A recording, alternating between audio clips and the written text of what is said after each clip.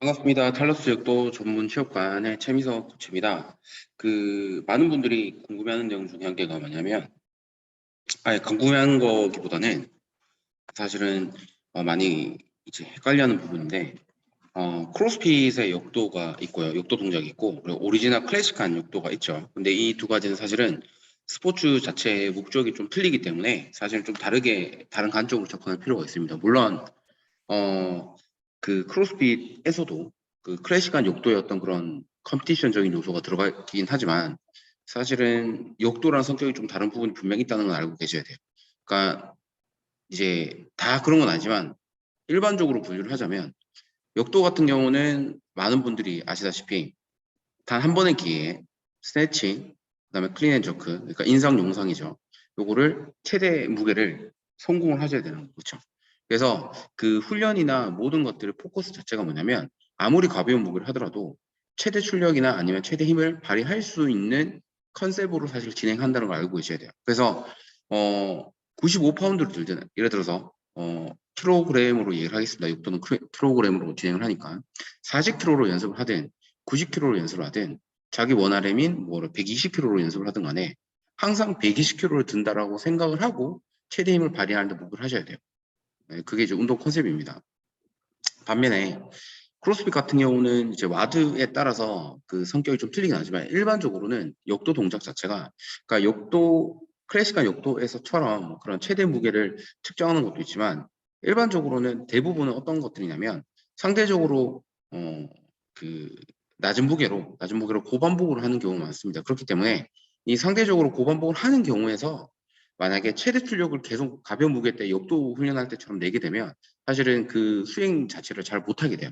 그렇기 때문에 보통은 어떻게 되냐면 힘을 아끼면서 꾸준히 가는 방향으로 많이 진행을 하죠. 그래서 뭐 예를 들어서 스트레치, 행파워 스트레치 동작이 나왔는데 그거를 역도에서처럼 행파 스트레치를 예를 들어서 뭐 남자 무게로 75파운드로 만약에 15개를 한다고 했을 때 그걸 역도성 운동으로 만약에 훈련을 진행하게 되면 그 75파운드가 아무리 가볍다 하더라도 그 최대 출력을 내면서 그렇게 15개를 하게 되면 아마 15개까지 못 가고 한 5, 6개 정도 가면 힘이 다 빠져버릴 거예요.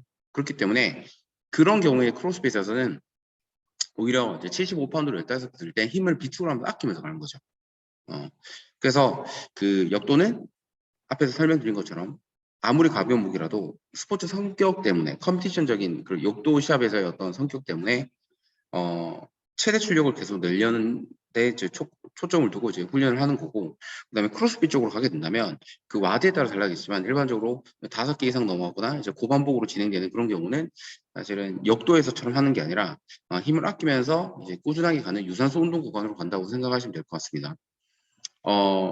그렇기 때문에 처음에 이제 크로스핏에서 역도 동작이 나왔을 때 역도를 하시는 분들이 그 동작에 대해서 약간 이해를 못한다거나, 아니 이해를 못한다거나 좋게 보지 않거나 그런 경우가 많았죠. 근데 이 역도 동작, 똑같은 역도 동작이긴 하지만 이 두 스포츠, 크로스핏이라는 운동과 스포츠와 그다음 역도의 스포츠에서 이 리프팅에 대해서 역도 동작에 대해서 접근하는 사실 관점 자체가 다르고 이제 방향성이 좀 다르기 때문에 이 두 개는 똑같은 동작이라고 한들 좀 다르게 접근을 하셔야 된다는 거, 다르게 좀 보셔야 된다는 거를 알고 계셔야 돼요. 아마 이 부분을 생각을 한다면 아마 역도를 하시는 분들은 이 크로스핏에 나오는 이 역도 동작에 대해서 이해를 좀 하실 수 있을 거고 좀 더 폭넓게 이해를 하실 수 있을 거고 크로스핏을 하시는 분들도 사실은 이 역도에 대해서 훈련할 때 이런 관점을 가지고 있으면 좀 더 효율적인 훈련을 할 수 있는 거죠. 어, 우리나라에서도 지금 생활체육으로 역도를 하시는 분들이 상당히 많습니다. 그런데 대부분, 이거 미국에서도 똑같아요. 대부분의 이제 역도에 관심을 가지신 분들은 대부분은 크로스핏을 통해서 역도를 접하신 분들 대부분이에요. 그렇다 보니까 이 역도를 처음에 배우실 때 이 크로스핏 와드를 할 때 어떤 그런 역도 스타일이 몸에 많이 배어 있는 거죠.